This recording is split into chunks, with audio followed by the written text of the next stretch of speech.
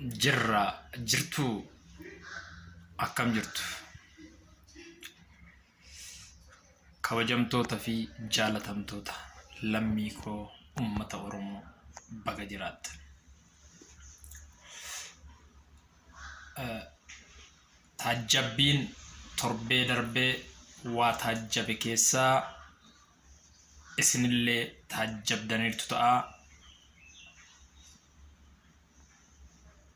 Waan taajjabne keessaa waan baay'ee natti tolee fi waan baay'ee itti gammadee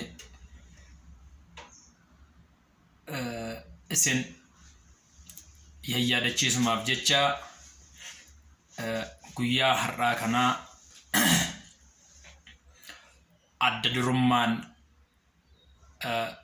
sabboonummaa gooticha Oromoo artist Haacaaluu Hundeessaa irratti yaada xiqqoo dubbachuu barbaada. Artist Haacaaluu Hundeessaa nama cimaa, nama goota, nama sodaa tokkollee hin qabne, nama eenyummaa isaaf jiraatu akka ta'e turtii torbee darbee gaazexeessaa cimaa fi sodaachisaa hayyotaa kan ta'e Guyyoo Waariyoo waliin taasise baay'ee kan nama dinqisiisu, osoo hin dinqisiifatinis bira darbuun baay'ee nama rakkisa. Weellisaa Haacaaluu Hundeessaa albaasaa hayyota quuftee kan ta'e gaazexeessaa Guyyoo Waariyoo waliin turtii taasiseen wantootni inni dubbate kan saba Oromoo mataa ol qabu, kan saba Oromoo onnachiisu akka ta'e dubbachuun barbaada. Artist Haacaaluu Hundeessaa artistoota Oromoof fakkeenya gaarii akka ta'us abdii guddaan horadhe. Artist Haacaaluu Hundeessaa jechoota yookaan immoo gaaffiiwwan ciccimoo gaazexeessaa Guyyoo Waariyoo gaafate keessaa deebiin Haacaaluu Hundeessaa Guyyoo Waariyoof deebise kan lubbuu namatti horuu fi eenyummaa Haacaaluu Hundeessaa sirriitti kan ibsudha. Egaa gaazexeessaa kana hayyoonni baay'een isaanii interview yookaan gaaffiif deebii gochuufiif bilbila isaa ta'uu yoo beekan hayyoonni baay'een akka fincaan buusan baay'ee kan sodaatan ta'uu gama keessa beektotaatinis gaazexeessaa kana hayyoonni baay'ee osoo inni gaaffii yoomayyuu nu gaafachuu baate jedhanii gaafa inni bilbila isaa bilbilatu namoonni baay'een bakka seenan kan dhaban, fincaan kan buusan, weellisaa Haacaaluu Hundeessaa haala boonsaa ta'een gaazexeessaa kana akka keessummeesse irraa hubadheeras. Haacaaluu Hundeessaa nan dinqisiifadhas, hayyuudhas, gootas, weellisaadha, artistiidha Haacaaluun. Kanumarraa ka'uun gaazexeessaan cimaan Oromoon qabdu kuni Guyyoo Waariyoo goota Oromoo isaanis wallaalu gootummaa fi dhiirummaa gootota duraaniirraa seenaa isaaniirraa kan dhaale baay'ee kanan dinqisiifadhu. Namoota baay'ee, hayyoota baay'ee fincaan buusisaa akka jiruu fi fincaan buusisaa akka ture hundi keenyayyuu ni beeknas argaa jirras.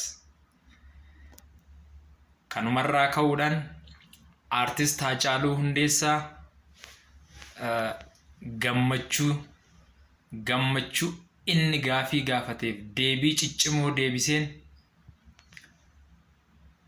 akka seera miliitariitti salaamtan Guyyoo Waariyoo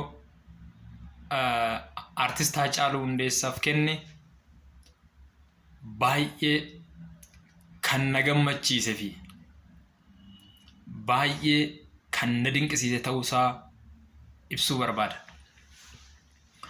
Kanatti aansuudhaan Haacaaluu Hundeessaa weellisaa cimaa, hayyuu cimaa irra deebi'uudhaan hayyuu cimaa, artistii cimaa, nama boruuf Oromoof yaadu, nama boruu Oromoo sirriitti beeku, nama dogongora isaa sodaa tokko malee himatu akka ta'e Haacaaluu turtii inni gaazexeessaa torbee darbe Guyyoo Waariyoo waliin godhe irraa mirkaneeffadheera. Kanaaf artist Haacaaluu Hundeessaa kabajaa guddaa fi jaalala guddaatu uummata Oromoo irraa malaaf. Haacaaluu Hundeessaa jechoota inni gaazexeessaa Guyyoo Waariyoon deebii ta'a jedhee deebisee fi anis itti gammadee uummata Oromoos gammachiise. Abashaan mootummaa keenya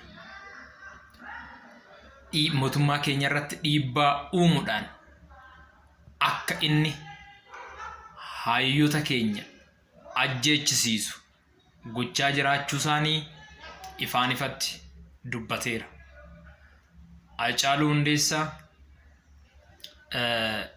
hammatamteertas jedhee gaazexeessichi gaafa gaafatu uummata Oromoo yoon dogongore dhiifama naaf godhaa jedhe. Ani barumsaanis sadarkaa guddaa nama hin jirre waanan ta'eef dogongoruu hin danda'a. Kanaaf uummanni Oromoo dhiifama naaf haa godhu jedhe. Inni sadaffaan fardi hatame, fardi Oromoo kan amma diinni irra taa'ee jiru hamma abbaaf galutti, hamma abbaan farda sanirratti deebi'utti uummanni Oromoo rafuu akka hin qabnes dhaammateera. Haacaaluu Hundeessaa anaaf goota, uummata Oromoof illee goota. Haacaaluun artistii cimaa, Haacaaluun baay'ee jechoonni isaa jechoota dinqisiisoo, jechoota uummata Oromoo barsiisu, jechoota hayyoota Oromoo barsiisu, jechoota eenyumtuu itti amanu, jechoota diinni jibbu akka ta'e ibsuun barbaada. Haacaaluu Hundeessaa baay'een dinqisiifadha, baay'een jaaladha. Itti fufi qabsoo keenya hamma galmaan geenyutti maallaqaaf bootaa kennuun Oromoo irraa akka hin eeggamne dhaamsi kun isinaa qaqqabu isiniin jedha. Egaa sirboota Haacaaluu keessaa kanan ani jaaladhus kan uummanni jaalatus isin affeeree nagaan olaa isiniin jedha.